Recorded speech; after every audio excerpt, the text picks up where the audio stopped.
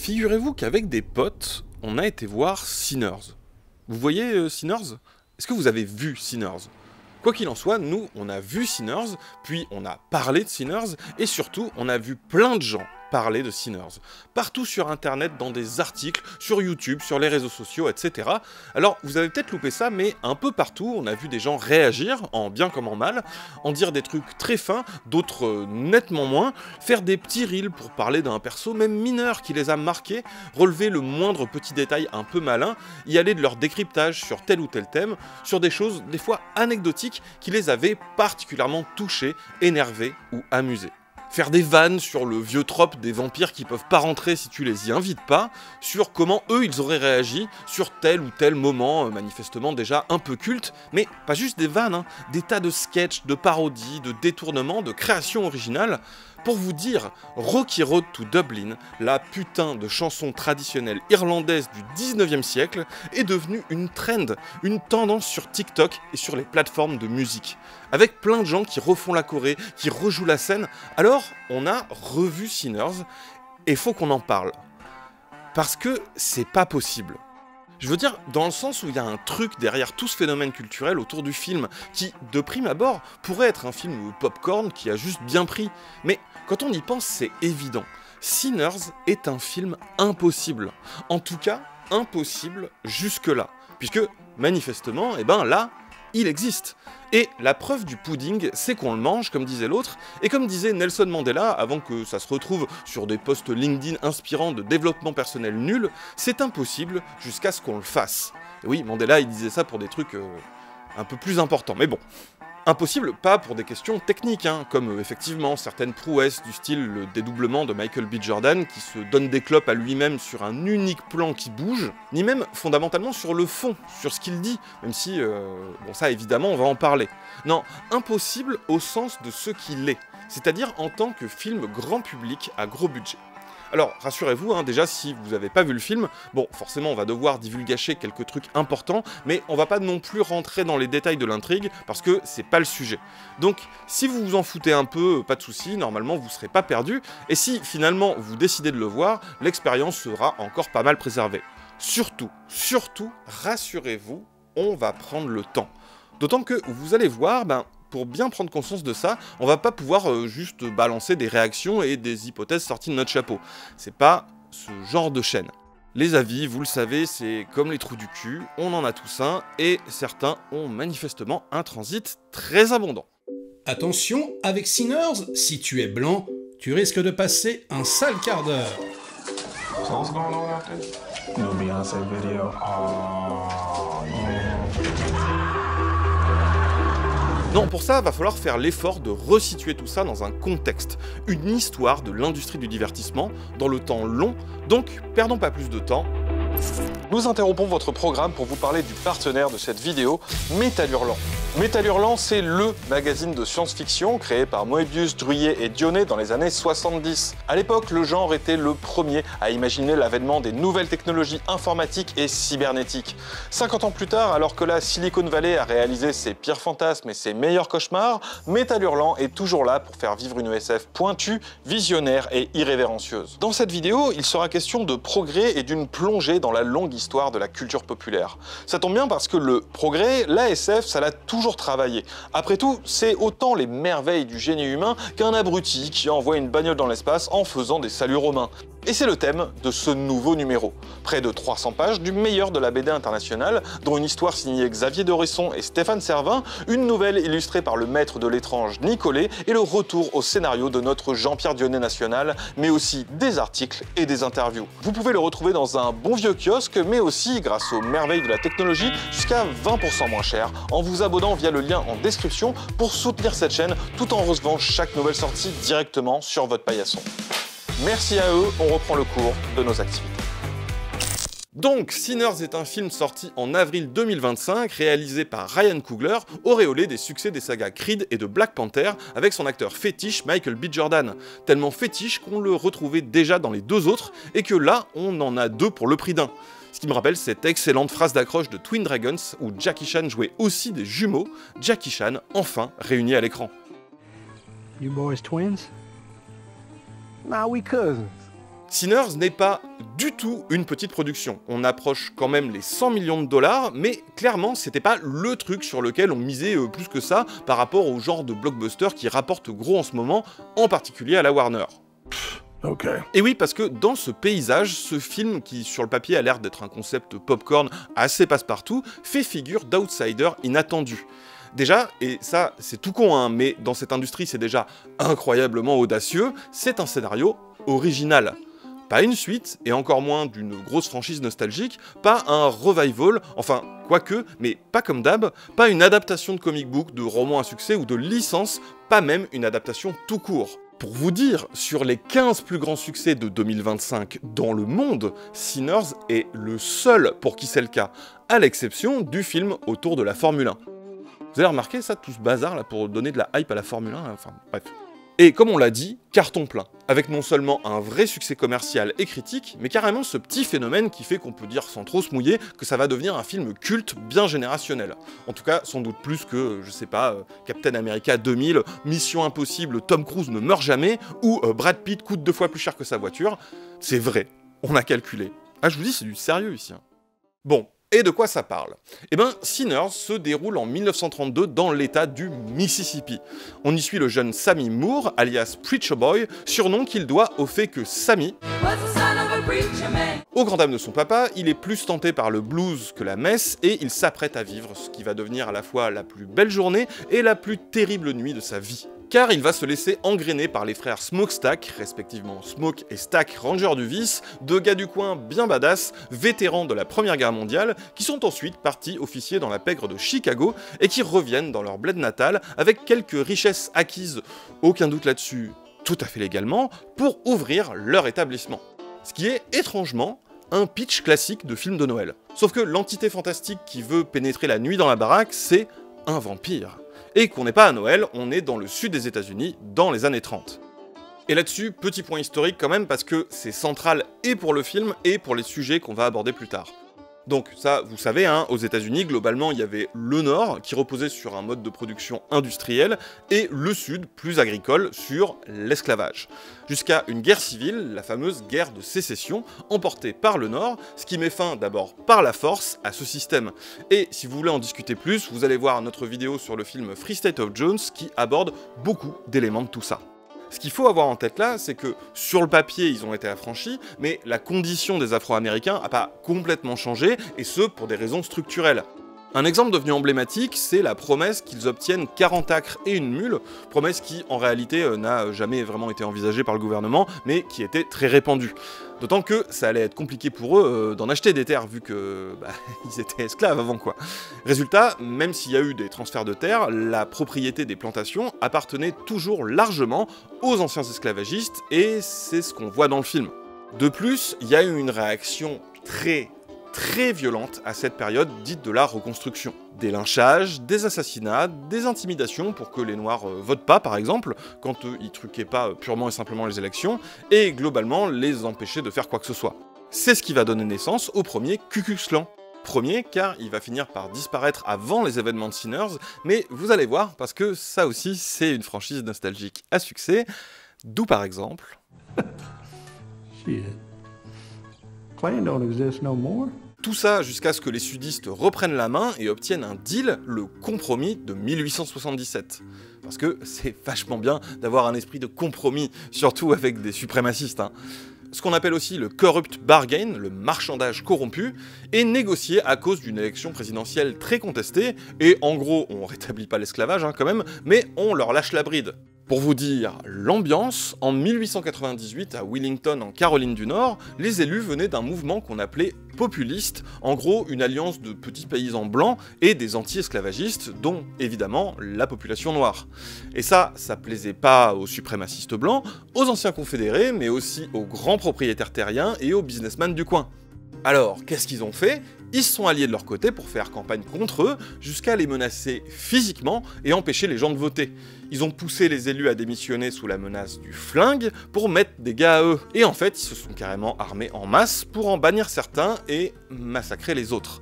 Alors heureusement, on est au pays de la démocratie, donc des coups d'état sanglants comme ça passe pas, non je déconne, les journaux ont fait passer ça pour une émeute raciale provoquée par les Noirs, personne n'a été inquiété et les types sont restés en place. Vous voyez un peu le délire. Tout ça nous amène à la situation qui sert de théâtre à Sinners, à savoir le contexte des lois ségrégationnistes dites Jim Crow. Pourquoi Jim Crow? Parce que c'est le nom d'un personnage à la base de chansons puis de spectacles qui était un stéréotype d'afro-américain. Stéréotype, ça va sans dire, totalement raciste, hein, joué pour des blancs, par des blancs, avec des blackface, dans ce qu'on appelait des minstrel shows. That's you? Nah, fool, it's Jim Crow. En plus, en pillant le répertoire des chansons des afro-américains, mais voilà.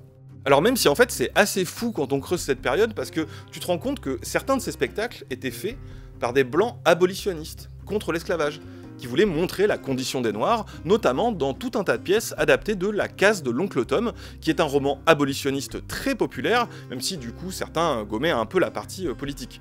Du coup, au 19e siècle, t'avais des spectacles contre l'esclavage, avec des blackface.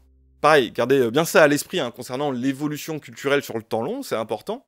Et voyez, genre, This is America, le clip de Childish Gambino, ces poses cheloues là qu'il fait, eh ben c'est en référence à ça. Et autre fun fact pas si fun, hein, qu'on a déjà abordé ailleurs, les corbeaux dans Dumbo, 1941 le bazar. Hein. Bah maintenant, surtout en France, on n'est plus assez familier avec ces stéréotypes, donc on le remarque pas, mais la vanne, c'est que c'est des noirs. Alors, c'est plutôt des personnages positifs hein, dans le récit, mais c'est des clichés racistes qui viennent des minstrel shows, et c'est évident pour tout le monde à l'époque.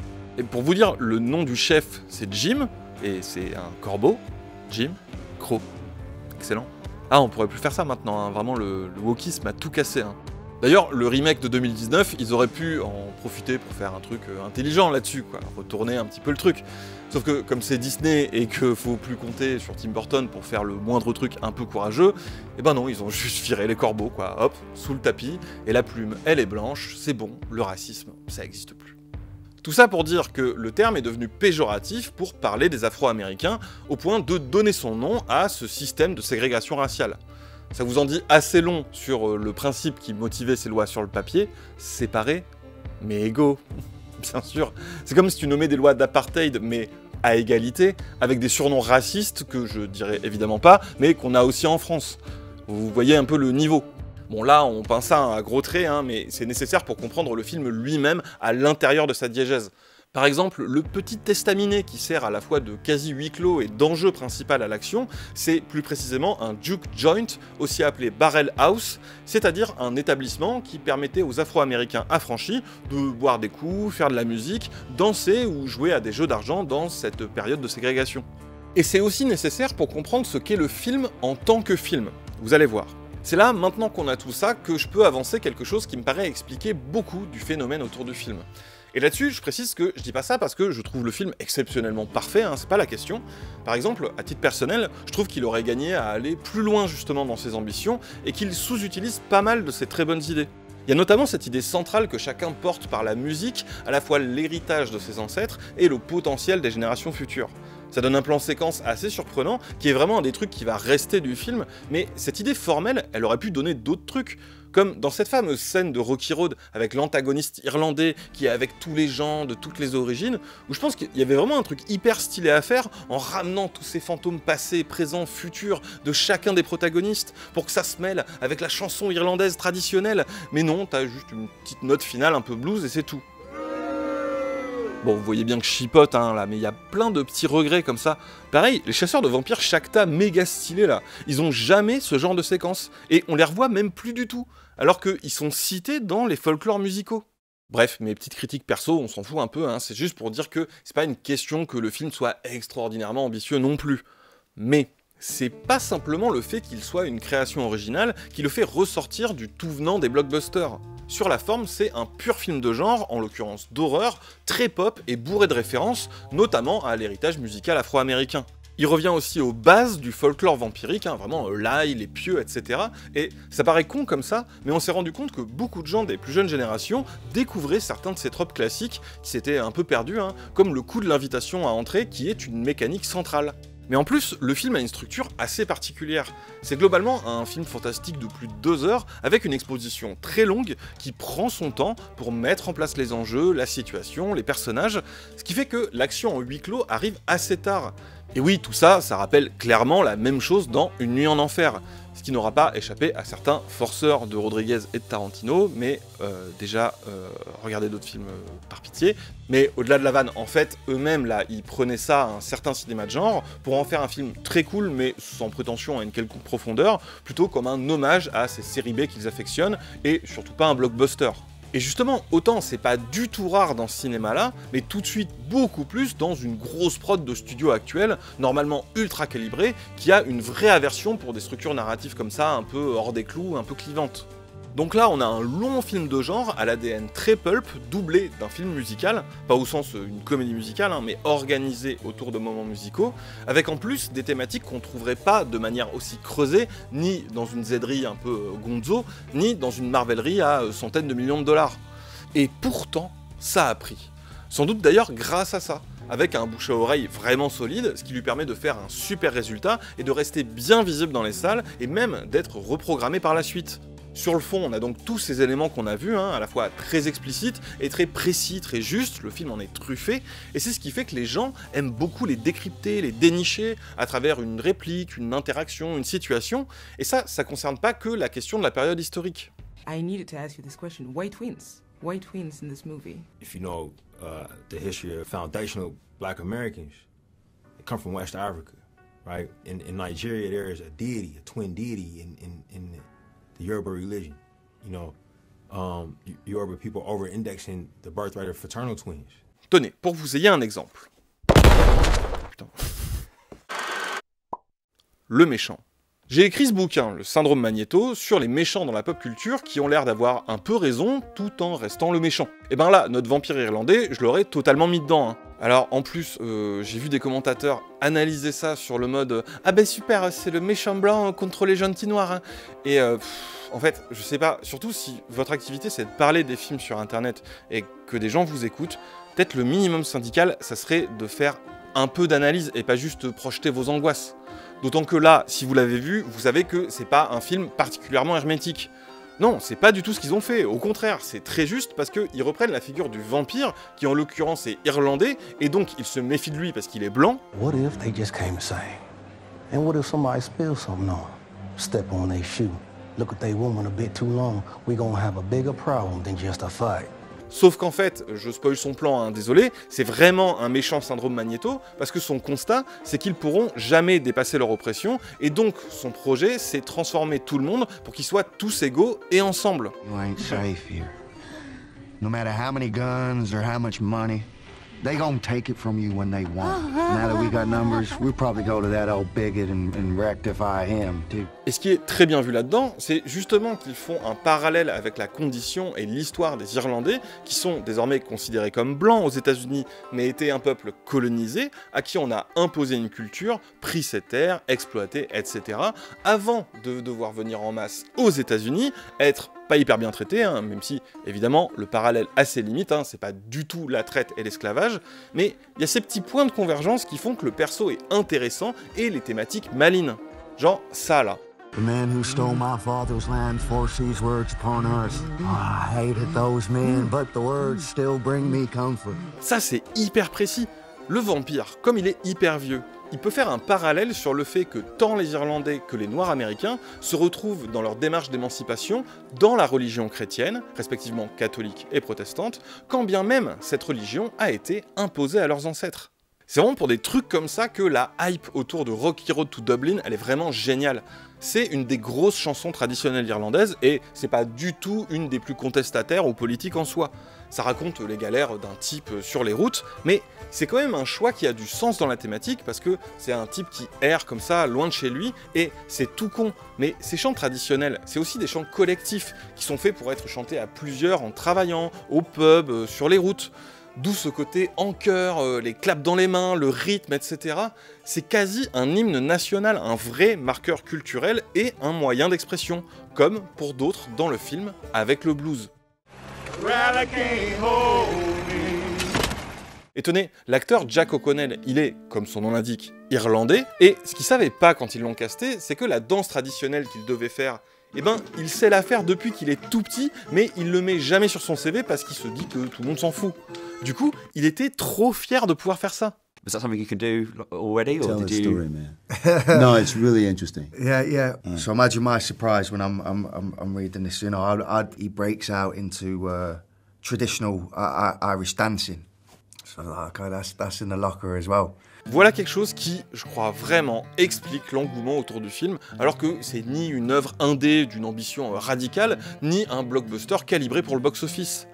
Justement, je pense que Sinners arrive avec un parfait dosage de tout ça.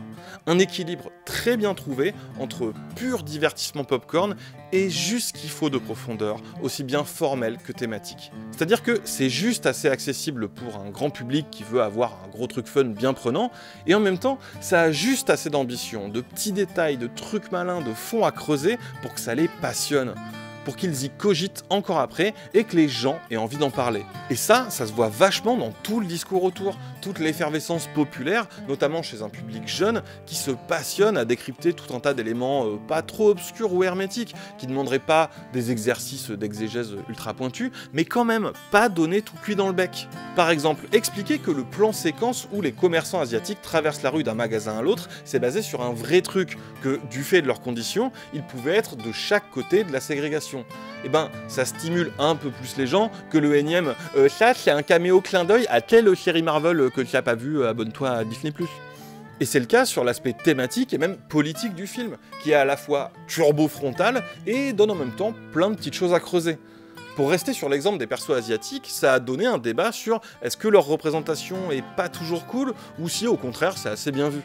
Je pense que n'importe quel spectateur devant ça, il se retrouve face à un truc pas prise de tête, mais qu'il prend pas pour un con, qui a manifestement un propos, sans qu'il y ait besoin de petits malins qui expliquent mais tout est politique finalement, et sans non plus que ça parasite le pur plaisir du film.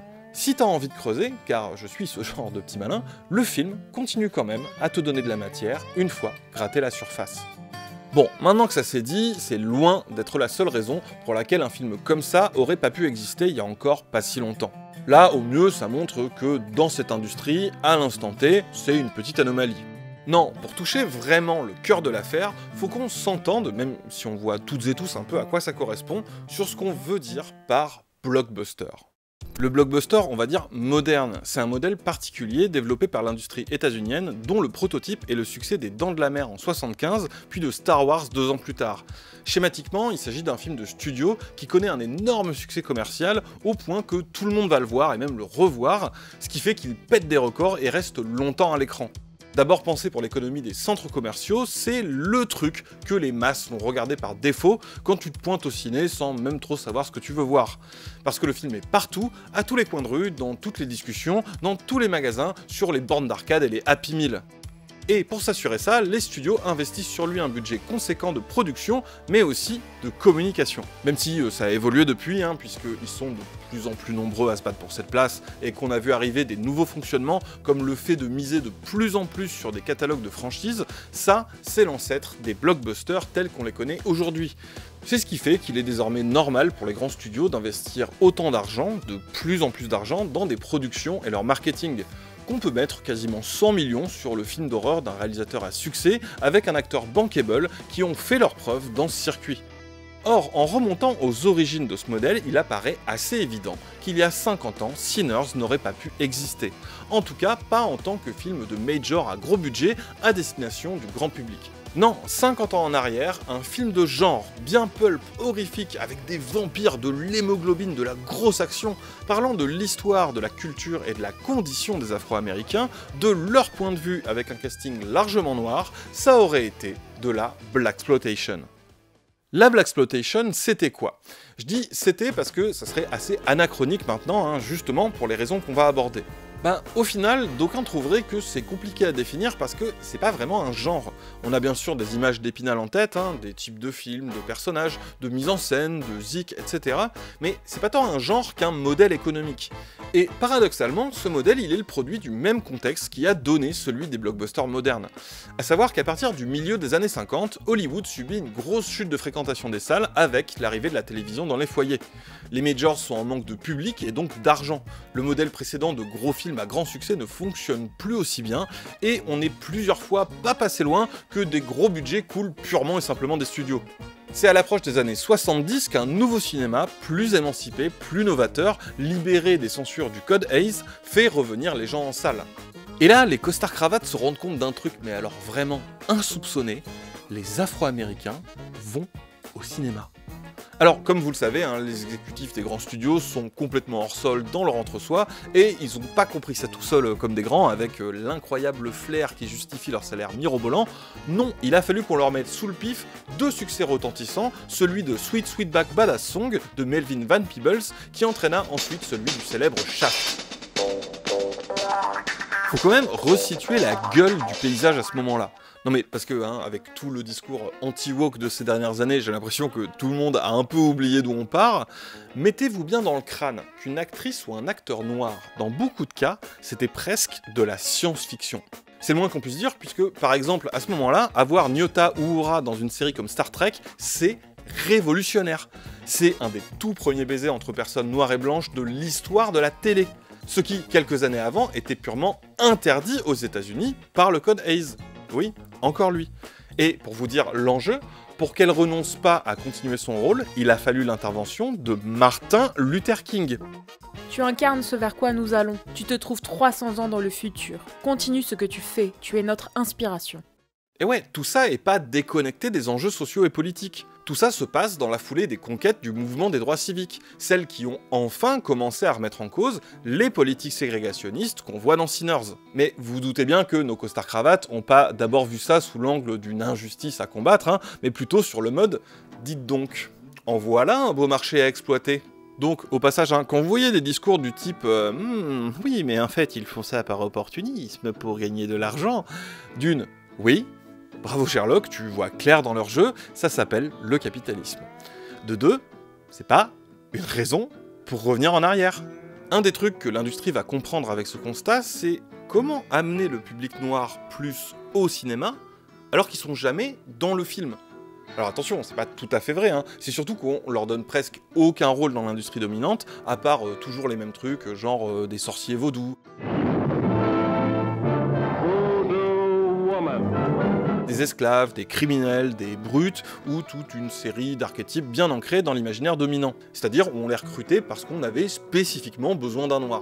Et c'est ce qui fait que, même sans le vouloir, caster un acteur afro-américain en dehors de ce schéma, ça devient un acte, un jalon.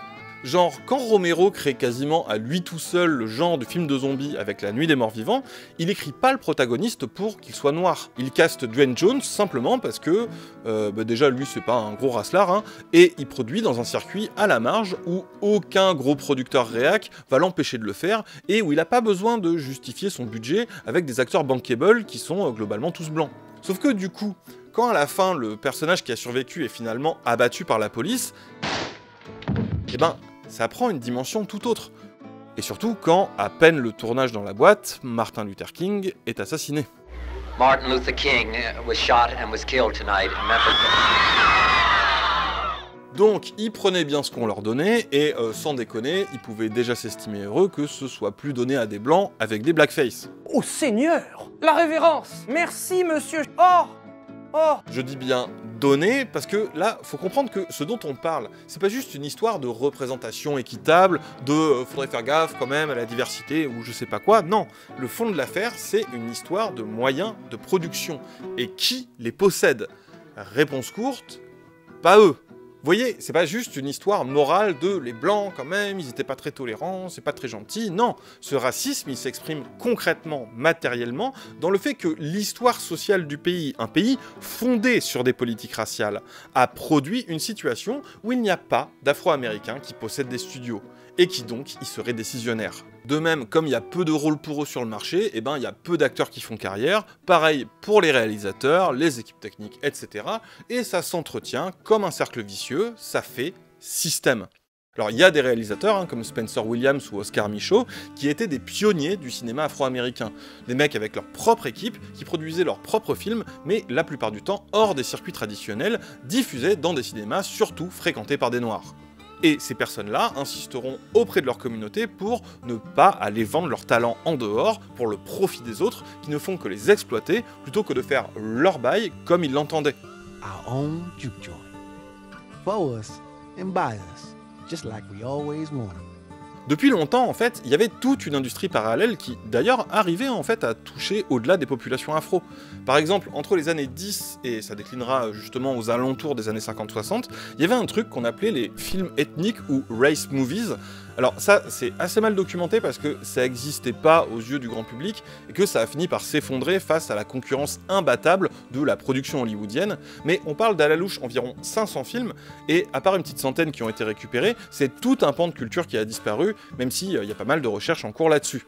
Et donc c'est comme ça qu'on arrive à Sweet Sweetback Badass Song, film sulfureux, et pas juste parce qu'il est produit par des noirs hors du circuit d'Hollywood. Non, c'est vraiment un truc de punk tourné en 19 jours, le mec joue le perso principal, il fait le montage lui-même, c'est une telle galère qu'il emprunte à des gangsters qui le menacent de le descendre si son film rapporte pas assez, un vrai truc underground qui sent bon les années 70 qui démarrent. Le film ose notamment se réapproprier les corps et leur sensualité dans des scènes de sexe et une grande violence libératrice pour l'époque. Alors le truc est carrément classé X et de toute façon Von Peebles il a refusé de le soumettre à la censure parce qu'il reconnaissait pas leur autorité à juger sa production. Donc la diffusion pareil, c'est un parcours du combattant, en commençant par juste Détroit, puis Atlanta, puis ça se répand comme ça, notamment avec le soutien de réseaux comme ceux des Black Panthers. Vous voyez le gap là avec Sinners ? Et ça va ouvrir la voie au nettement plus célèbre Shaft de Gordon Parks avec Richard Roundtree. Vraiment le délire qui incarne l'image qu'on a de la Blaxploitation. Un polar dans les rues de Harlem, totalement culte, notamment pour sa BO, et qui a eu plein de suites.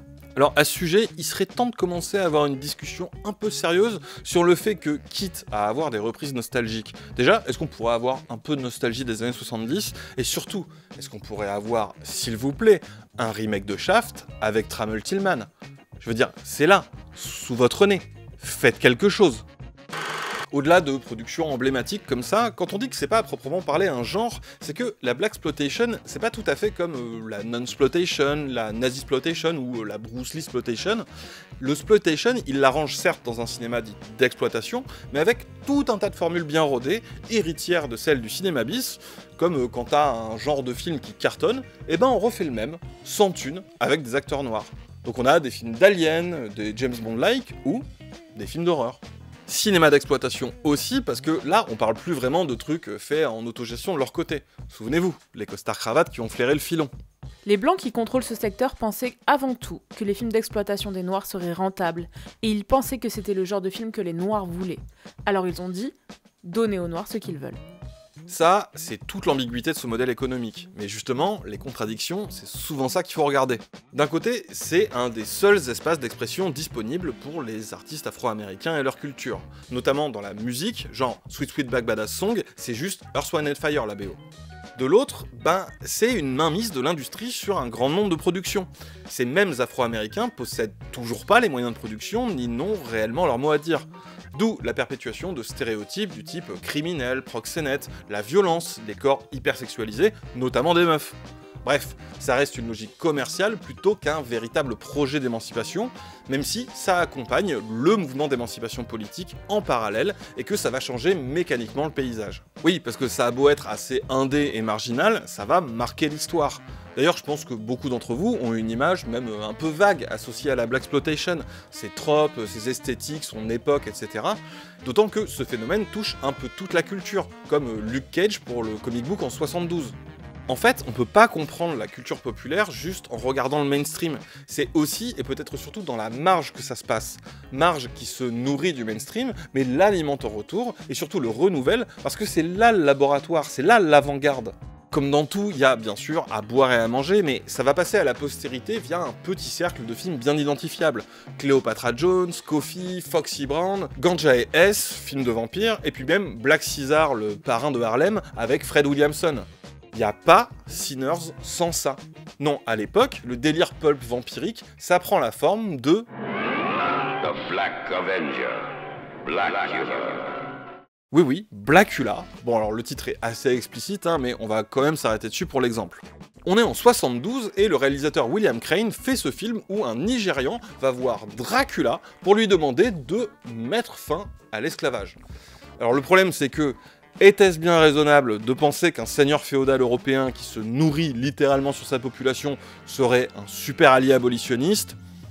Donc, ça se passe pas comme prévu, et notre héros se retrouve transformé en vampire, et réveillé dans les 70s bien sûr, pour terroriser les USA à la recherche de la réincarnation de son épouse, et déjà vous voyez que rien que là, ça a plus de raisons d'exister que le machin de Besson. Surtout que là, vous voyez bien que ça a beau être avant tout un délire un peu marrant qui tente des trucs, et ben ça permet d'aborder des thématiques qui sont pas du tout abordées dans le circuit traditionnel, avec la toile de fond du mouvement des droits civiques et le fait que le vampirisme ici soit dû à la prédation d'un vieux seigneur blanc qui fait que le personnage africain se retrouve transporté en Amérique. Et ben oui, ça permet ça aussi le cinéma de genre, et des décennies avant Sinners, c'est quasi que dans ce circuit qu'on pouvait le faire. Ce qui fait de Blackula, mine de rien, un exemple pur de Blaxploitation, culte pour beaucoup, qui aura lui aussi ses suites. Blackula! Scream, Blackula, scream. Et qui, pour un pauvre budget d'à peine 500 000 balles, en a engrangé 2 millions, en étant en concurrence avec des trucs genre Le Parrain. Pas de Harlem. Mais si vous voulez un truc encore plus ghetto, au sens littéral, un diamant brut de Blaxploitation plus indé tu meurs, il faut voir Dolemite. Et même Dolemite is my name, le film sur le film, je m'explique. Rudy Ray Moore, c'était un perso quoi. Zikos, chanteur, humoriste, comédien, ancien soldat et disquaire, et c'est en faisant ce dernier job qu'il croise régulièrement à la boutique Rico, un perso encore plus farfelu, qui arrête pas de raconter, en rime s'il vous plaît, les histoires totalement folles et particulièrement salaces d'un certain Dolemite. Alors Rudy commence à reprendre ce personnage sur scène et dans des numéros musicaux. Comme on est dans les années 70, lui aussi, il en a marre du cinéma hollywoodien mainstream, il trouve ça chiant, que c'est toujours la même chose, et que les gens comme lui, avec leur culture, sont totalement ignorés. Il trouve, et qui pourrait lui donner tort, que ça manque de kung-fu, de flingues, de cul et de bon son. Ça tombe bien, on est en plein dans le boom de la Blaxploitation, alors il décide de prendre les choses en main en autoproduisant son propre film pour une bouchée de pain, avec quasiment que des potes et des plans pas possibles. Comme les gens de son milieu, ils ont pas trop accès au matos, au savoir-faire, etc., ils se démerdent pour coller à la réal d'Urville Martin, un acteur emblématique du circuit de la Blaxploitation, et s'allie avec les petits blancs de l'école de cinéma d'à côté. Ce qui a donc donné Dolemite, une histoire de vengeance et de trafic de drogue, où le perso se contente de déambuler grotesquement d'une scène à l'autre en insultant les mamans de tout le monde. Un nanar fait avec amour, en lieu et place de moyens, aussi pété que méga culte, où il incarne ce personnage incroyable de Mac, typique de la Blaxploitation, qui fait très mal des arts martiaux, joue du flingue avec des punchlines, et bien sûr, énorme baiser. Ce qui est d'autant plus touchant que ce fantasme totalement over the top était très loin de qui était Rudy, qui cachait a priori, si ce n'est son homosexualité, sa bisexualité. Pour vous dire, même si vous connaissez pas Rudy Ray Moore et son personnage, c'est vraiment marquant dans la culture afro-américaine et notamment une grosse référence dans le hip-hop. Au point qu'on a donc cet excellent film sur le film, avec un Eddie Murphy, comme ça faisait longtemps qu'on l'avait pas vu, qui est formidable pour capter l'ambiance de cette période et les problématiques qui se nichent derrière ces bêtes histoires de production de cinéma. Vous voyez, quand on dit « tout est politique », c'est aussi de ça qu'on parle. Le film a d'ailleurs été réalisé par Craig Brewer, excellent réalisateur qui semble avoir une affinité et une acuité particulière pour la culture afro-américaine, alors que, c'est pas de là qu'il vient. Vraiment, je peux pas m'empêcher de me dire que quand il fait Dolemite is my name, il se voit un peu dans le rôle de ces gars-là. Et d'ailleurs, contrairement à ce qu'on pourrait penser, beaucoup des producteurs et réalisateurs derrière les films de Blaxploitation, pour ces mêmes raisons, n'étaient pas eux-mêmes noirs. Vous voyez maintenant ce que je veux dire dans le fait que, pour ces raisons structurelles, industrielles, qui sont héritières de la structuration sociale raciste des États-Unis, Sinners aurait été un film de Blaxploitation, et jamais un blockbuster grand public. Distinction anachronique aujourd'hui, justement parce que le mode de production a évolué. D'ailleurs, ce qui a fini par éteindre la vague de la Blaxploitation, c'est une certaine lassitude du public face à des œuvres de plus en plus cheap, histoire de maximiser les profits, avec des formules qui évoluaient peu. Et en face, elles sont marginalisées par l'émergence des blockbusters modernes, dont on sait comment ils ont écrasé tout un tas de ces circuits de cinéma d'exploitation, et pas que la Blaxploitation. Blaxploitation qui aura pour autant marqué une rupture dans une tension constante entre subversion et caricature, et dont Sinners est héritière. Genre, les frangins Smokestack, c'est de purs persos de Blaxploitation, remis au goût du jour, à la fois gangster tombeur, possiblement proxénète, When you was selling ass out in Little Rock, you ever let John pay with a goddamn promissory note? Hell no. et ancien soldat badass. Mais si en plus on remonte encore avant, c'était encore une autre tisane. Vous savez peut-être ce qui constituait le film grand public avant ce modèle moderne des blockbusters. Une fresque grandiose, magnifique, avec des moyens et des ambitions démesurées, un succès commercial phénoménal et durable, au point que c'est encore aujourd'hui le plus grand succès de l'histoire du cinéma, si on tient compte de l'inflation. Vous avez pas plus de manière qu'une fille de ferme, après le mal que Madame Hélène et moi on s'est donné pour vous. Rentrez à la maison, Mademoiselle Scarlett. Ouais, 30 ans avant, pile dans les années où se déroule Sinners, le blockbuster, c'était un film à la gloire nostalgique du Sud, ce Sud dont parle Sinners, et comment tout a été chamboulé par la guerre de sécession et la terrible période de la reconstruction imposée par le Nord. Vous captez là l'évolution en moins d'un siècle ? Let's get Gone with the Wind. Can we get like Gone with the Wind back, please? Vous voyez comment on parle pas juste de films comme ça, de leur message ou de représentations qui changent. Le cinéma, c'est plus profond que ça, plus concret, plus organiquement lié avec la marche tout à fait matérielle du monde. Là encore, c'est intéressant de le situer dans le temps long de ses évolutions, parce que bon, il n'y a plus vraiment de débat sur l'image que donne le film de cette histoire états-unienne, des valeurs qu'il met en avant, tout ça, tout ça. Est-ce que j'ai vraiment besoin de vous expliquer qu'il dépeignait pas tout à fait la chose de la même façon que Sinners ? Mais au-delà de ça, c'est là aussi l'expression de contradictions historiques.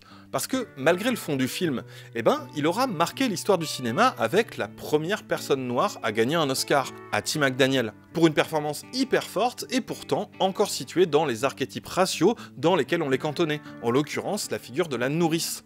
Vous sentez la tension, l'ironie même de la situation ? On est en 39, il y a des endroits où elle a légalement pas le droit d'aller voir son propre film. Film adapté d'un roman à succès qui présentait le Ku Klux Klan, putain de nom de con là, Draslar de merde. Film adapté d'un roman à succès qui présentait le Ku Klux Klan comme une tragique nécessité et dont l'adaptation conserve le fond, même si de manière moins violente, plus pour rassurer la censure puritaine que par esprit de justice. Mais bon, à l'époque ça choquait personne, faut resituer quoi. Évidemment, non, les groupes afro-américains et de soutien aux droits civiques ont critiqué le film directement. Juste, la seule différence à l'époque, c'est qu'ils avaient moins de rapports de force que quelques décennies plus tard et qu'ils étaient totalement marginalisés. L'existence même de films comme Sinners aujourd'hui montre aussi à qui l'histoire a donné raison. Enfin... Let's get Gone with the Wind. Can we get like Gone with the Wind back, please? Attendez, parce qu'il y a bien plus fou encore. Tant qu'à y être, on va aller au bout du voyage, les amis. Est-ce que vous avez une idée du tout premier film à être considéré comme un succès commercial hors de toute proportion, un phénomène culturel qui touche tout le grand public, le blockbuster originel? Oui. Oui. Bon. Si vous tenez à faire un peu le tour de tout ça, vous avez une vidéo très complète de cinéma et politique, mais pour celles et ceux qui verraient pas du tout de quoi on parle, le premier blockbuster de l'histoire, c'est un film de propagande à la gloire du Ku Klux Klan. Et qu'on soit clair, je fais pas une hyperbole là, c'est même pas un jugement de valeur ou une lecture du film, c'est ce qu'est le film Naissance d'une nation. Y'all clean? Sure. Et ça, c'est quand même pas anodin, parce qu'un film n'est jamais juste un film. Il est adapté d'un roman lui aussi à succès qui s'appelle The Klansman, une histoire romancée du Ku Klux Klan. par Thomas Dixon Jr., un auteur ouvertement raciste et suprémaciste, et le film va être un tel phénomène qu'il sera projeté à la Maison Blanche. Plane don't exist no more. Je voudrais que tout le monde soit au clair là. Naissance d'une nation a servi de levier à la résurgence du clan Nouvelle Génération, celui qu'on voit dans Sinners. Les projections du film vont quintupler les actes de lynchage et de violence envers les Noirs. Un film n'est jamais juste un film. Vous le ressentez bien là, le vertige du temps long? Alors, comment on passe de ça à ça? Bah déjà, là encore, on a tracé ça à gros traits, hein, mais tout au long de cette histoire, il y a des auteurs, réalisateurs, acteurs, scénaristes, producteurs qui se sont battus pour exister dans cette industrie et faire exister leur cinéma. Des gens comme Michael Schultz, Jama Fanaka, Gilbert Moses, Richard Pryor ou Sidney Poitier. Et des choses comme la Blaxploitation ont beau avoir été un moment précis, elles n'en sont pas moins des jalons. Elle va marquer toute l'histoire culturelle par la suite. Mais si on peut faire ça maintenant dans le mainstream, c'est aussi que ça a marqué en dehors des communautés auxquelles elle était censée s'adresser par tout ce qu'elle a amené de nouveau. C'est pour ça qu'on a des décennies après des réalisateurs comme Tarantino qui puisent dedans.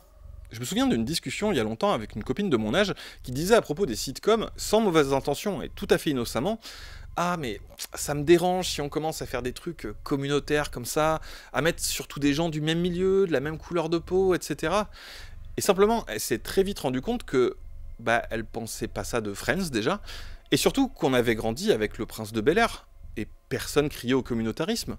C'était super cool, même si c'était un milieu et des problématiques avec lesquelles on n'était pas familier. C'était même d'autant plus cool pour ça. C'est tout con, mais Fred Williamson qui joue dans des westerns, le truc ricain mainstream par excellence, ça a été important culturellement, et donc socialement. Et oui, ici, désolé, on dit socialement, je sais toujours pas ce que veut dire sociétalement. Sans oublier ce qui se passe dans d'autres domaines artistiques où la culture afro-américaine va à chaque fois réussir à s'imposer, comme avec le blues, le jazz, puis la funk ou encore ensuite le hip-hop. D'où d'ailleurs cette importance énorme accordée à la musique dans cet héritage et qui accompagne le cinéma. Tout ça, ça fait que après la Blaxploitation, l'enjeu c'est aussi de plus juste exister en périphérie de l'industrie, mais exister dans les interstices que les années 70-80 ont creusé dans les structures plus dominantes, comme l'industrie hollywoodienne. Là-dedans, il y a eu plein de gens, mais une icône de ça qui a toujours dû naviguer entre se battre pour sa légitimité dans l'industrie et pas oublier d'où il vient en se coulant sagement dans le moule, c'est Spike Lee. Spike Lee, dont la boîte de prod s'appelle 40 Acres and a Mule, souvenez-vous, la promesse non tenue des 40 acres et de la mule.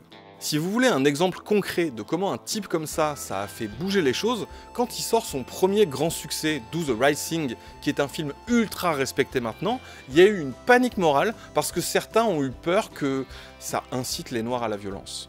D'ailleurs, il y a toujours eu une tension entre lui et Tarantino du fait qu'il ait dû 1000 fois plus galérer que lui, qui pourtant basait beaucoup de ses films sur le cinéma afro-américain, mais bref, sans lui et sans les types comme ça, encore une fois, pas de Sinners, pas de Jordan Peele, pas de Ryan Coogler. So it was myself, Ryan and his beautiful wife, and man, I thought I was the courtside. I was jumping up. Insane. Yeah. Et je prends pas ces deux-là au hasard parce que, bon, ça semblera assez évident à quiconque suit un peu ça, même d'un peu loin.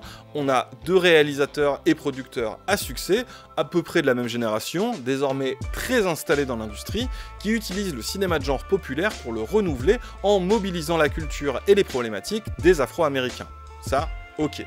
Mais c'est intéressant de mettre leur démarche en parallèle, un peu comme deux faces d'une même pièce. Ryan Coogler, il s'était fait remarquer pour son premier film, Fruitvale Station, qui dépeint les événements tragiques de la station éponyme durant le nouvel an de l'année 2009, amenant à l'assassinat d'un jeune noir américain par la police des métros, avec déjà Michael B. Jordan, d'où le fait que leur destin soit intimement lié. Jordan Peele, lui, bien qu'il ait toujours rêvé d'être réalisateur, il va passer par le circuit humoristique avec son duo Key and Peele, qui, très vite d'ailleurs, reposait sur des réalisations très cinématographiques. The only dark I like is when I turn off the lights. The only hood I love is pointy and white. Can't trust you if I can't see your face at night. I think we all know who we're talking about. Wait, hey, stop that. C'est respectivement ce qui va les faire entrer dans l'industrie mainstream, mais pas sur le même terrain. Coogler, qu'est-ce qu'il va faire? D'abord, il va faire Creed, c'est-à-dire qu'il va réussir à relancer avec succès une vieille franchise très populaire, Rocky, qui peinait à se renouveler. Même si Rocky Balboa, excellent, ça marquait quand même le fait que Sly, il avait un peu fait le tour du truc. D'où la réussite de Coogler sur Creed, en le passant au filtre de ce que lui a à raconter de nouveau avec. Ensuite, il va exploser les compteurs avec Black Panther, donc un film de super-héros Marvel, mais évidemment pas n'importe lequel, puisqu'il s'agit du premier super-héros noir du comics mainstream. Attention, pas le premier afro-américain, puisque T'Challa est africain, il est wakandais comme vous le savez. Pour autant, vous imaginez bien comment dans les années 60-70 aux USA, un super-héros qui s'appelle Black Panther, bon... Et même si d'ailleurs c'est pas une ref au mouvement à la base, puisque ce dernier a été fondé par Bobby Seals et Huey Newton tout juste après, mais bref. Donc Coogler, lui, son matériau pour s'exprimer, c'est film de sport, cinéma vraiment très populaire, on en a parlé là si vous voulez, et comic book de super-héros, donc pareil. En gros, le gars, son truc, c'est le popcorn. Et quand je dis qu'il choisit de s'exprimer par ce genre de film, c'est que c'est pas un simple faiseur, un yes man. Bon, Creed, vous voyez bien en quoi c'est un genre de passage de flambeau où ils rendent à la fois hommage tout en amenant leur sensibilité avec son acteur fétiche. Et Black Panther, en fait, je sais pas si on se rend bien compte parce que oui, c'est une marvelerie, mais ça a été un phénomène culturel de ouf. C'est un marqueur de dingue, un de ces jalons dont on parlait, justement parce que c'est un énorme blockbuster. Le Wakanda, c'est devenu un symbole, parce que blockbuster, où mine de rien, il a amené par exemple de l'afrofuturisme, qui existait plutôt jusque-là dans des marges de littérature SF. L'antagoniste aussi, qui est pile dans des enjeux politiques que les gens ont vraiment investi, au point que le public l'a préféré à T'Challa, et signe de comment il y tenait, qu'il a fait jouer à son Michael B. Jordan d'amour. Même si aussi, la mort de Chadwick Boseman, ça a été vécu comme un moment important culturellement. Et il y a aussi tout un tas de refs, genre le 2, comme ça avait bien marché, ils ont dû se dire « Ouais, laisse-les faire leur truc, les gens ils aiment bien ». Il y a un giga taquet sur la politique coloniale de la France, d'un coup T'Challa, son grand-père, il s'appelle Lumumba, et à la fin, il y a un hommage à Toussaint Louverture. Voilà quoi. Tout ça, c'est aussi valable pour Sinners, qui est certes un film d'horreur, mais un truc très pop, très pulp. Alors qu'en face, Jordan Peele, il investit plutôt un cinéma fantastique et d'horreur plus pointu, et de plus en plus à mesure de chaque film, d'où le fait qu'on le range dans la catégorie Elevated Horror, catégorie que, bon, on en a parlé ailleurs. Là aussi, il assume l'héritage de ce cinéma de genre et le renouvelle au niveau de la forme, mais aussi des thématiques, comme la fin de Get Out qui renvoie à celle de La Nuit des Morts Vivants, que Peele cite directement comme influence pour ses envies de cinéma. En fait, ils sont super intéressants parce qu'on dirait deux frères jumeaux qui avancent ensemble, mais en parallèle. Nah, we cousins. Il y en a un, son truc, c'est les bons gros blockbusters de divertissement qui tâchent, et l'autre, c'est l'intello qui fait du cinoche de genre un peu pointu. Deux frangins qui, en plus, s'adorent et s'admirent de ouf. Here we go. Et aucun des deux aurait pu exister en tant qu'artiste il y a à peine quelques décennies. Alors que là, c'est les rois du pétrole. Quand je dis rois du pétrole, faut se rappeler maintenant que Sinners, c'est certes un film à gros budget, et c'est vraiment le projet de Coogler. He went to Warner Bros. Warner Bros.'s only story was that he would let him own the film. Mm-hmm. He owns this film. Yep. So that was a power move too. Au-delà du fond du film, j'insiste encore sur le sens qu'il a dans sa dimension industrielle. Le gars, il a bien utilisé son rapport de force pour les négociations. Déjà, ce budget conséquent accordé par un gros studio pour un film original, adapté de rien du tout, pas lié à une franchise et pas appelé à en être une, il a même mis Black Panther 3 en pause pour ça. Dans son contrat, il a le final cut, il touche des royalties dès que le film commence à générer de l'argent, et chose rarissime, il récupère les droits d'ici 25 ans. Quand on vous parle de créer des précédents, là, la Warner, ça doit leur donner des sueurs froides, sans compter d'autres jalons. Je pense que l'histoire se répète en une conversation constante entre l'opprimé et l'oppresseur, et ce, quel que soit votre domaine. Ça peut être l'égalité de genre, contre les violences sexuelles ou pour la diversité dans les castings. Il s'agira toujours d'une bataille de position. D'ailleurs, au passage là-dessus, j'en profite, c'est vraiment un bon exemple pour voir qu'il y a plein de choses qui évoluent de manière irrémédiable, culturellement, sans qu'on s'en rende forcément compte. Et surtout pas les grands analystes qui ont que wokisme comme unique concept opérationnel. Sinners, et ça c'est très héritier de la blaxploitation, hein, surtout avec les deux frères, c'est vraiment dans une bonne vieille vibe de cinoche un peu macho badass qui pécho les meufs, et pourtant les persos féminins sont ultra stylés, ultra variés, ultra caractérisés, leurs relations entre eux, y compris amoureuses et sexuelles, elles sont hyper bien écrites, c'est tout con, mais ça montre que même dans ce genre de film, et croyez-moi, c'est ma cam, hein, je connais les codes, le gros héros bien testo avec juste des femmes objets, personnages fonctions et trophées, c'est plus possible. Et on va pas y revenir comme ça, et c'est tant mieux. Même si y a toujours des reculs possibles, là le changement il est acté. Et surtout auprès des nouvelles générations qui vont grandir avec ces films-là. Pour revenir au sujet plus général, c'est là où tu piges que Sinners, son thème central, il est pas du tout anodin. They gonna take it from you when they won't. You built something here tonight and it was beautiful, but it was built on a lie. Ça, c'est quelque chose qui a aussi été remis sur le devant de la scène quand la série Watchmen a parlé du massacre de Tulsa 10 ans avant les événements de Sinners. Un quartier noir économiquement florissant malgré la ségrégation et qui a été, purement et simplement, massacré. Et ça, c'est assez ouf d'un point de vue méta, parce que quelque part, en faisant ce film, Coogler, il monte un peu lui aussi son Duke Joint, un endroit où il peut s'exprimer, créer, partager avec le public et d'autres artistes pour des gens qui jusque-là n'avaient pas le droit de citer. Et là, on voit qu'ils sont en permanence confrontés au fait qu'on les laisse pas faire, même de leur côté, y compris pour des raisons tout à fait concrètes.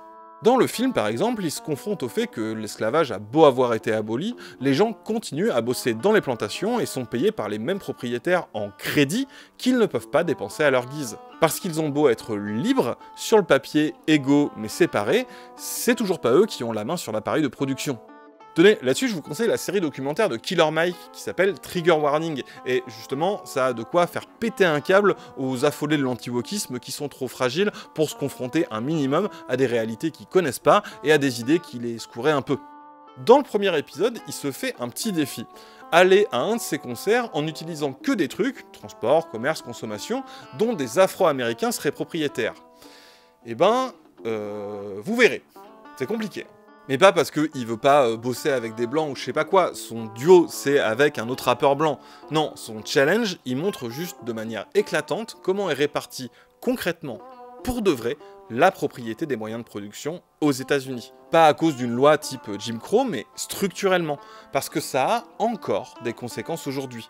Pourtant, on n'est plus dans le Mississippi dans les années 30. Les blockbusters, c'est plus naissance d'une nation, c'est Sinners. Et Sinners, c'est plus un truc marginal, ça a réussi à toucher tout le monde, le grand public. Ça, c'est vraiment une réussite décisive, et c'est parti pour durer. Mais pour que ça dure, il faut continuer à se battre. Parce qu'on a beau pas être ici et maintenant dans le Mississippi des années 30, ce serait pas mal de faire en sorte de pas y retourner, de même pas accepter de faire un seul pas dans l'autre sens. Mais quand même bien parti pour durer parce que, contrairement à ce que laisse penser l'ambiance générale, il y a des jalons posés par des gens qui se sont battus dans tous les domaines de la société, qui nous aident à tenir bon, des effets de cliquet qui font que, malgré les efforts colossaux de réaction en face, c'est toujours plus dur de revenir en arrière. On est tellement noyé dans les horreurs qui se passent aujourd'hui et dans le backlash qu'on vit partout, tout le temps, qu'on oublie aussi que la musique joue cette partition-là. Ce qui fait que ça nous donne un sentiment très bizarre. On a l'impression qu'on perd tout le temps, alors qu'on gagne toujours. Juste, ça se fait pas tout seul et pas sans douleur. Ça demande de se reposer sur ceux qui font maintenant, mais aussi sur l'héritage de ce qui a été fait avant et sur le potentiel des générations futures. What do you think that these executives are afraid you're going to do to white America? Probably stop some racism. Stop racism? Yeah. I'm probably afraid of that because then people don't hate each other, then people start talking to each other, and then they start talking to each other, they find out who's the problem. Which is? Greedy people. Greedy. I have a couple things I want to ask you there. That some of these guys really want to promote racism actively, or is it a subconscious? I just think it's part of capitalism, is to promote racism, right? In order to make things work. If you feel better because you're white and you can get a job, you use that. I mean, you know, I would. Absolutely. And that separates people. So they keep people separated, and that keeps them from thinking about the real problem. How long is it going to take before guys who think like you, and I say guys who think like me, people who don't want to have racism in the country, people who don't want to be oppressing any minority, whatever it is, sexual, whatever minority, really get into positions of power and can change things. You can't get in a position of power, it seems, if you think like that. It seems that the only time you get in a position of power is if you're like the people that are in power.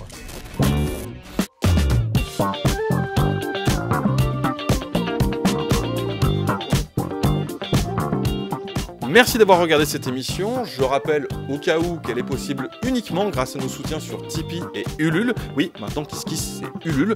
Donc vraiment, si vous pouvez, tout soutien aide à faire vivre toute cette petite équipe. Ma pomme évidemment, mais aussi Max au cadre, Kat à la prod, le coin du bis au montage et tenez aujourd'hui à l'écriture, Odyssée. Quoi, vous connaissez pas Odyssée ? Eh ben c'est moi, salut. Quelque chose à rajouter sur Seeders ?